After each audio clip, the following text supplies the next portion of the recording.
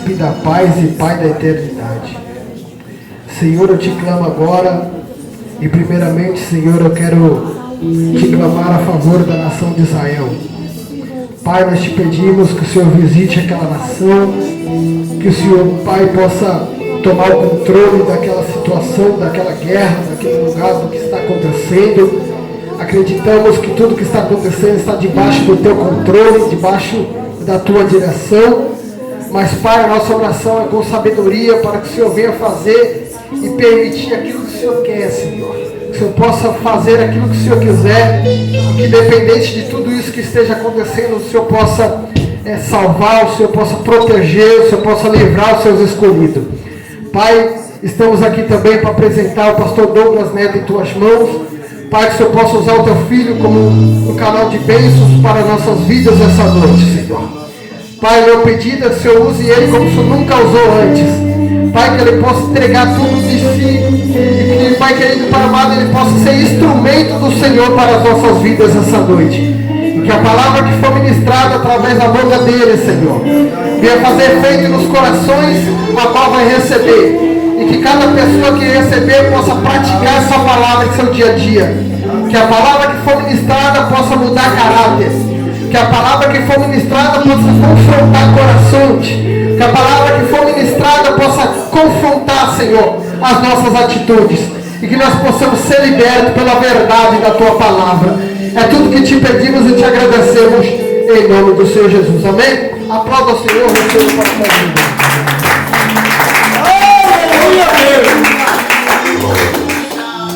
Meus queridos, amados irmãos, amados do Senhor. Amém.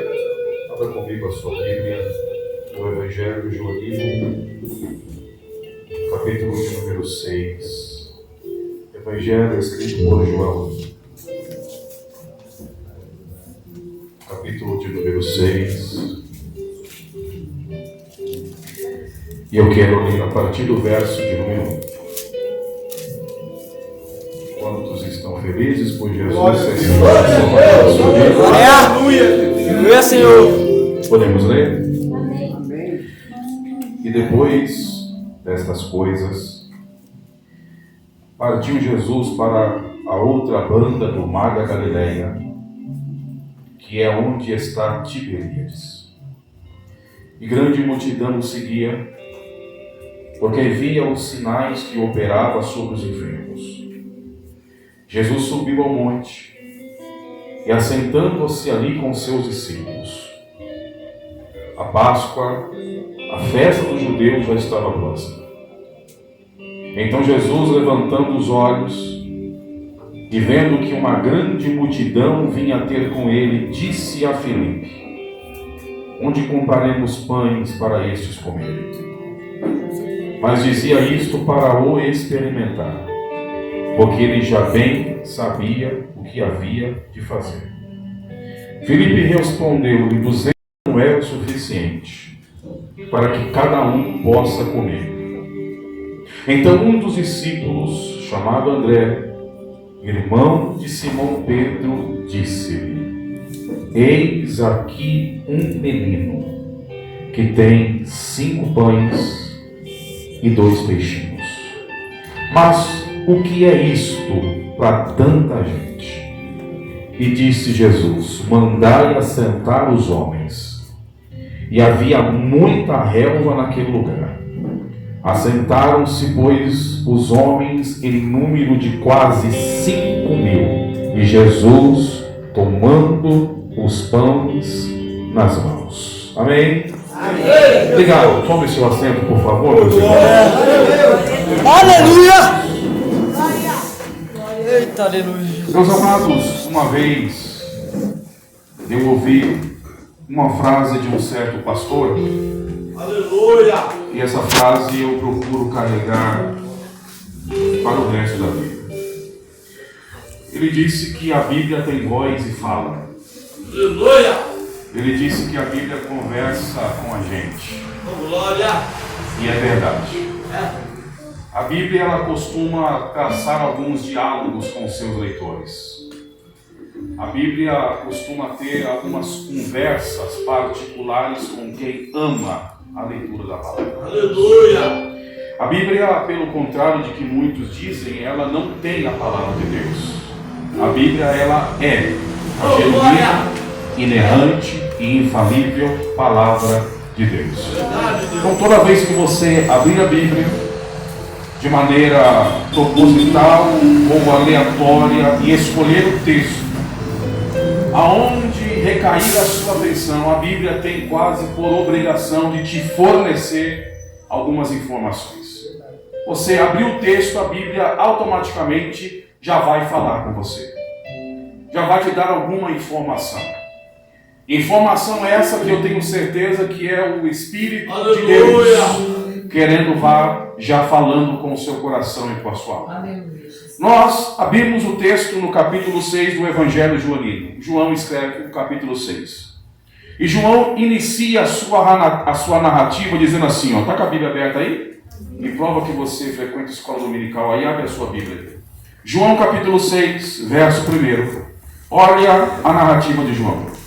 E depois disto. João, informação para qualquer leitor. E depois disso. Aí surge aquilo que nós chamamos de crítica textual. É quando você olha para o texto e você pergunta para o texto o porquê e o para quê. João diz, e depois disso. Aí você pergunta, depois disto, o quê? Aleluia! Glória! O que aconteceu? Glória! O que ocorreu? Porque João diz que depois disto, que supostamente aconteceu, Jesus procurou um lugar à parte e se isolou. Aleluia! Se reservou. Se escondeu. Aí a gente fica perguntando, mas o que aconteceu? A ponto de fazer Jesus empreender uma viagem, ir para outra banda de uma cidade, para se isolar, para se reservar, para se poupar por alguns momentos. Aí a hermenêutica diz que contexto explica texto. O texto é o que lemos agora. Para obtermos a informação, temos que recorrer a quem? Ao contexto. O contexto é aquilo que vem antes ou depois do que está sendo lido. Então, para mim entender, eu preciso recorrer ao contexto. Então, o contexto do capítulo 6 está onde? No capítulo 5. Aí o capítulo 5 me fornece a informação do que aconteceu. O capítulo 5 diz que João Batista, por causa da vaidade de um homem, por causa da soberba de um líder, por causa da jactância, do espírito de promiscuidade de Herodes, a Bíblia diz que João Batista, o profeta, morreu pela espada de Herodes. Quem morre aqui não é apenas o João Batista. Quem morre aqui é um profeta. Meu Deus, Quem morre aqui é a voz do que clama no deserto. Aleluia! O povo está olhando e está olhando apenas a perca de João o Batista. Jesus está olhando e está vendo que quem perdeu foi Israel. Aleluia! Israel perde uma voz profética. Israel perdeu a voz que clama no deserto. Meu Deus! João Batista, não se esqueça, João Batista tinha laços sanguíneos com Jesus. Aleluia! Porque era primo de segundo grau de Jesus. Então Jesus, sabendo da morte do seu primo, recebendo essa notícia, a Bíblia diz que Jesus, sem avisar, sem aviso prévio, ele entra no barco, passa para o outro lado, e a Bíblia diz que ele vai se isolar. Por que se isolar? Porque todos nós temos direito aos nossos lutos. Todos nós temos o direito de chorar por nossos mortos. Todos nós temos o direito de chorar, de lamentar por quem partiu, por quem se foi. Então a ideia do texto é dizer que Jesus foi a um lugar à parte, foi para isso. Foi para chorar pelo seu primo. Aleluia! Foi para chorar a perca de um profeta. É um herói que caiu. Meu Deus! É uma boca de Deus que conseguiram calar. Mataram o profeta, mas a sua mensagem continua viva. Aí a Bíblia diz que Jesus está lá vivendo o seu luto, vivendo o seu trauma pessoal, sofrendo com a perda do seu primo. Aí a Bíblia diz que a multidão descobre aonde Jesus estava. E a Bíblia diz que a multidão vai correndo até onde está Jesus. O momento aqui é crítico, irmãos. Há uma crise latente no coração do mestre. O coração está ferido, está dilacerado, ele está chorando. Afinal de contas, é 100% homem, como também Deus. Está sofrendo a perda do seu primo e a multidão agora está ali, ó. Meu Deus, E agora a Bíblia diz que Jesus ele deixa de lado o seu luto. E o texto diz que ele vai atender aquela multidão. Irmãos, quando eu li isso daqui, o Espírito Santo de Deus gritou dentro da minha alma. Isso daqui é chamada. Isso daqui é ministério. Isso daqui é vocação. O Espírito Santo disse ao meu coração: nunca a sua dor será maior do que a sua chamada. aleluia. Nunca a sua dor deverá falar mais alto do que a sua vocação. Nunca os seus traumas, nunca as letargias da sua alma. Você pode viver as fases mais difíceis, as noites mais sombrias, mas no outro dia você tem que estar em pé de cabeça erguida, disposto a É por isso que eu queria que você entendesse isso como entendi. Porque ministério não é Deus te chamando a uma vida de estrelato. Meu Deus. Ministério não é Deus te chamando para ter uma vida de luz de ribalta, de refletores acesos sobre você. Meu Deus. Ministério não é Deus te chamando só para ter foto e nome em cartaz. Ministério não é Deus te chamando para ter seguidores no Instagram, curtidas no Facebook. Ministério, meu irmão, é muito diferente do que essa geração pensa. Público não é vitrine. Altar não é palco de entretenimento. Esse negócio aqui é coisa séria. Chamada não é para qualquer um. Ministério não é para quem quer. Ministério é para quem tem chamada e vida no altar. Não é todos os dias que eu assumo uma tribuna para pregar com um sorriso aqui. Não é todo dia que eu saio para semear com um bolso cheio de dinheiro. Sabe o que é ministério? Jesus contou a parábola do semeador. E ele vai dizer assim: o semeador saiu, só que ele esqueceu de contar, ou propositadamente ele ocultou uma informação. O semeador saiu para semear, sim ou não? Sim. Mas não contou como que o semeador deixou a casa dele. Aleluia. Meu Deus. Com certeza teve dias que o semeador saiu para semear com o problema em casa, mas saiu para semear. Com certeza o semeador saiu para semear com alguém doente em casa, mas saiu para semear. Com certeza alguma coisa saiu do controle, mas o texto diz: e ele saiu para semear. Aleluia! Longe ainda não basta sair para semear só. Porque o salmista diz que além de sair para semear, às vezes é semeando, chorando. O salmista diz que aqueles que semeiam com sorrisos. É isso? Aqueles que semeiam com lágrimas. Ministério é isso, irmão. Chamada é isso. Vocação de Deus é isto. É você caminhando, semeando e chorando aonde você vai. Só que altar é o único solo que você não colhe o que você planta. Se você pegar qualquer terreno e você semear uma semente de laranja, você vai colher um laranjal, sim ou não? Se você plantar uma semente de maçã, você vai colher uma macieira, sim ou não?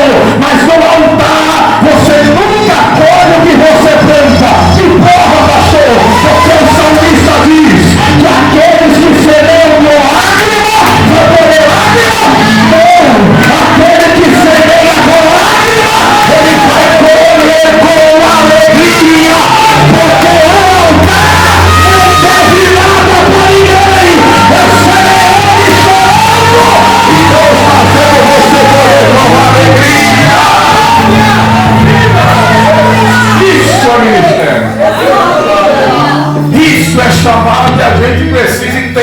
negócio. Aí a Bíblia diz que Jesus deixa o choro, cessa o pranto, acaba com o luto. E o texto diz que ele vai atender a multidão, curando os seus enfermos, libertando os seus oprimidos, restaurando e libertando os cativos. Aí a Bíblia diz que chegou uma hora que Jesus olhou para a multidão e percebeu que já tinha gente com a mão na barriga. Meu Deus! Já tinha gente com a barriga roncando. Já tinha gente que estava faminta. Aí ele chama o tesoureiro da igreja e pergunta: Felipe, Aleluia! como é que está a tesouraria aí? Meu Deus! Está de comer para esse povo? Aleluia! Aí Felipe vai responder assim: mestre, consultei a salva quase agora. Consultei a tesouraria quase agora. E eu percebi que é pouco dinheiro para muito crente querendo comer. Aleluia! É pouco dinheiro para muita gente faminta. Meu Deus! Aí quando alguém pensou em esboçar uma preocupação, eita, lá vem o obreiro que eu estou orando para Jesus levantar na igreja. É o obreiro chamado André. Lá vem André correndo com uma criança nos braços, dizendo: mestre, achei no meio da multidão um menino, não sei onde mora, não sei o nome, nunca pregou nos Gideões, não tem carteirinha de obreiro, não tem Facebook, nunca teve foto no cartaz, mas ele tem o que eu, o que João, o que Tiago, o que Tomé, o que Judas, o que todo mundo não tem. O que ele tem? 5 pão e 2 peixes. É difícil olhar para companheiros hoje e reconhecer que o cara tem o que você não tem. É difícil reconhecer isso hoje. Olhar para pessoas e entender que ela tem o que você não tem. É difícil hoje entender que tem gente que prega mais que eu. Meu Deus! Aleluia! Tem gente que canta mais que você. Tem gente que ora mais que você. Jejua mais do que você. É mais crente que você. É difícil entender isso. Mas André entendeu. Ele tem o que eu não tenho. E não tem problema. Se eu não tenho, vai quem tem na minha frente. Porque no ministério é assim: quem tem, tem. Quem não tem, senta e deixa quem tem falar. Não fica inventando moda. Não fica consultando o Google. Não fica imitando pregação de internet. Quem tem, se levanta e fala. Quem não tem, senta e deixa quem tem ficar de ferrar. É assim que funciona. Aí a Bíblia diz que aparece um menino bom. Quanto? 5 pão e 2 peixes. Aí a Bíblia diz que Jesus pega os 5 pão. E aqui eu queria pregar. Porque este pão é a síntese da minha vida e da sua vida.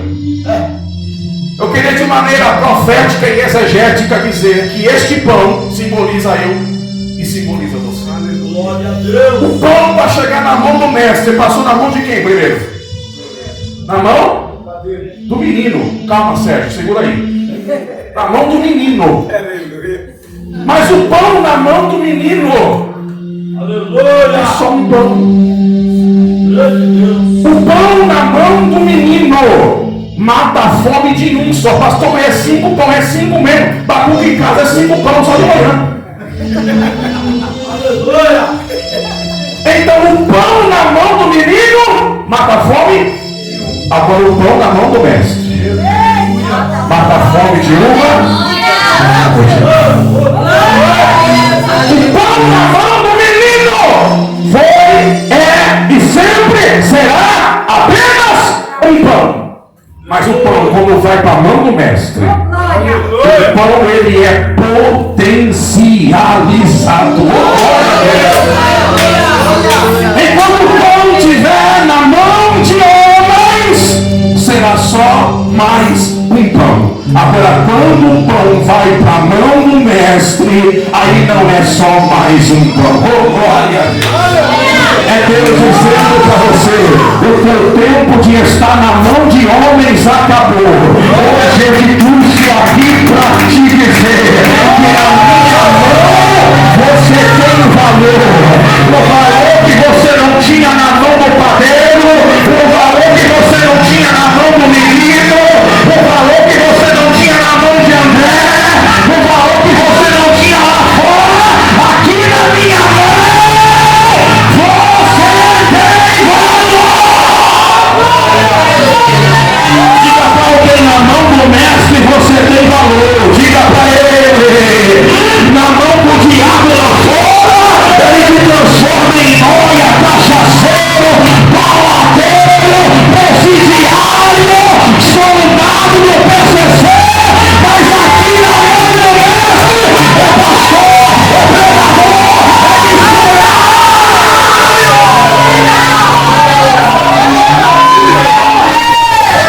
Chega de viver na mão de homens. Hoje é noite de vir para a mão do mestre. Oh, glória.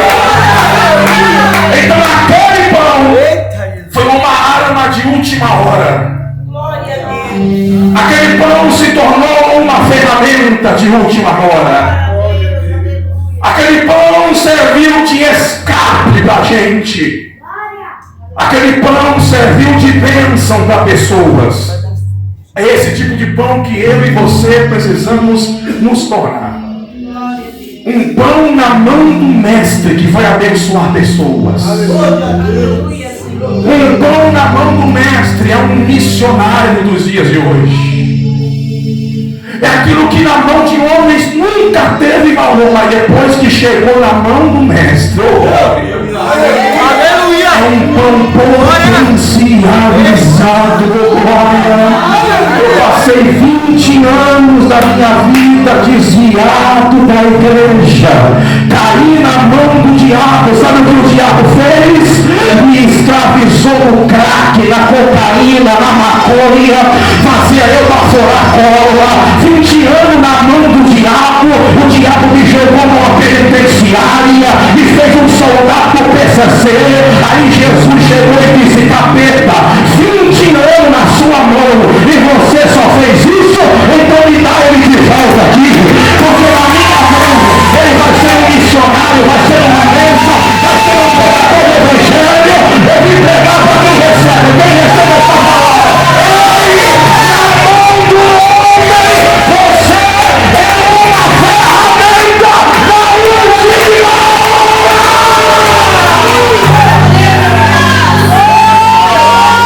Jesus vai trazer alguém da tua casa para a mão do mestre. Você recebe essa palavra aí? Está na mão do homem por enquanto. Está dando trabalho por enquanto. Está indo para a noitada por enquanto. Está para a noitada por enquanto. Mas vai voltar. Vai voltar para a mão do mestre. Eu estou sentindo Jesus. Só que o pão na mão do mestre é uma bênção. É um processo que olhamos de maneira rasa e rápida. Pensa que é um processo, mas não é assim não. Calma. Antes do pão se tornar uma bênção na mão do mestre, primeiro passou na mão do menino. Só que peraí, com certeza não foi o menino que fez o pão. Aí para chegar na mão do menino passou na mão de quem? Não, calma, do balconista. Quando você vai pegar pão, não é o padeiro que te atende, é o padeiro? Não, é o quem? É o balconista, é o atendente. Só que para chegar na mão do atendente, vai chegar na mão de quem aí sim? Na mão? Você percebeu que tem processos? E que não tem como quebrar? Não tem como anular? Não tem como pular casinhas. É respeitar processualmente os processos. Ninguém chega na mão do mestre para ser uma bênção sem antes não passar na mão do menino. Ninguém chega na mão do menino se não passar na mão do atendente. Ninguém chega na mão do atendente sem pelo menos passar pelo padeiro. Mas é um pão. Aí eu queria falar para você, em 3 meses que eu trabalhei na padaria, eu aprendi alguma coisa. que é a conjectura, a reformação, o confeccionar de um pão? Ele pega a farinha, pega a água, pega fermento, pega ovo, pega sal, mistura tudo. Sabe o que ele vai fazer? Para tornar aquilo uma massa, sabe o que ele faz? Bate. Eita Deus. Massa. Oh, meu Deus. Eita glória. Você pensa que para chegar na mão de Jesus é assim, ó? Não. Primeiro o padeiro vai dar uma amassada, queridão. Aleluias. Primeiro ele vai amassar, ele vai bater, ele vai moer. Aleluia. E parece que eu vim pregar para alguém que está na mão do padeiro aqui sendo amassado e não está entendendo o processo. É Deus dizendo: eu estou só preparando a massa, porque lá na frente tem coisa boa que eu vou fazer na tua vida. Aguenta essa amassada aí.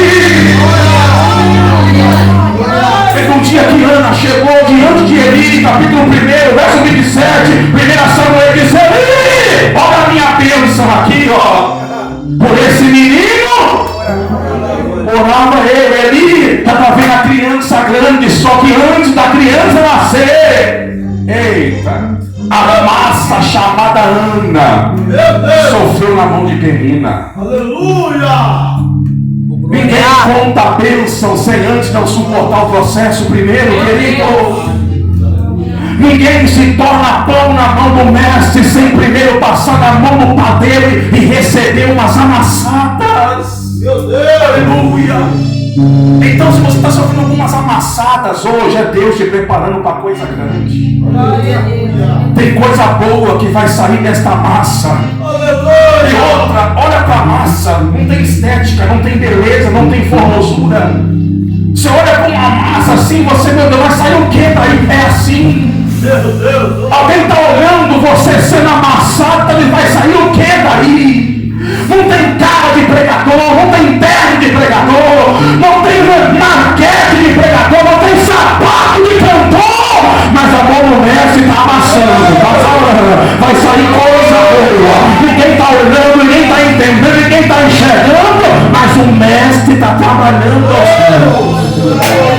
Aí depois de algumas horas sendo amassados, e outra, eu nunca vi um padeiro amassar massa meio-dia. Sabe que hora que o padeiro começa a amassar a massa? Eita, olha a padeira aqui, deu glória a Deus aqui agora. É na calada da madrugada. Enquanto na madrugada, alguns bolos e confeiteiro tá por aí na balada, a massa da madrugada tá na mão do mestre, sendo tratada.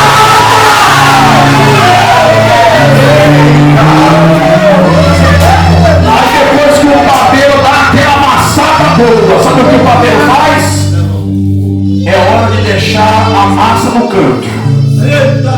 Porque a massa precisa descansar. Tá ali, ó. Ele sabe que a massa tá ali, sim ou não? Sim. Mas deixou ela no canto. Aleluia! É aquela fase que nós chamamos de apagão. Aleluia! É aquela fase que nós chamamos de silêncio de Deus. Meu Deus! Ele sabe aonde você está, mas está em silêncio. Porque é no descansar da massa que a massa vai criando corpo, volume. É no descansar da massa que o fermento vai entrando dentro da massa e vai dando sustento e sustância para ela. Oh, glória a Deus! Martinho Lutero disse que o silêncio de Deus é como chicotadas na alma. Machuca, incomoda, inquieta, arranca apetite, arranca sono. Você vem para o culto, profeta, Deus usa para falar com todo mundo, só não fala com você. Então vem toda semana contar um sonho diferente, só você que não sonha nada. Deus sapeca a igreja no poder, todo mundo pula, sapateia, grita, só você que não sente nada. É a massa descansando.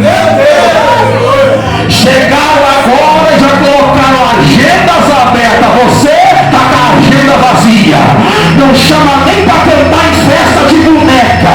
Não chama você nem para pregar em culto do lar. É Deus falando, eu estou descansando a massa. Eu estou trabalhando na massa. Aí depois que a massa foi amassada, passou algumas horas descansando. Aleluia. Aí é a hora de fazer o quê? Pegar a massa e colocar onde? No forno. Oh, glória a Deus. Glória. Já reparou que depois que você saiu do forno, você parou de orar? Meu Deus. Aleluia. Porque quando o pão sai do forno, o que acontece? Esfria. Sai quente, mas depois esfria. Porque pão bom é aquele que permanece quente dentro do forno.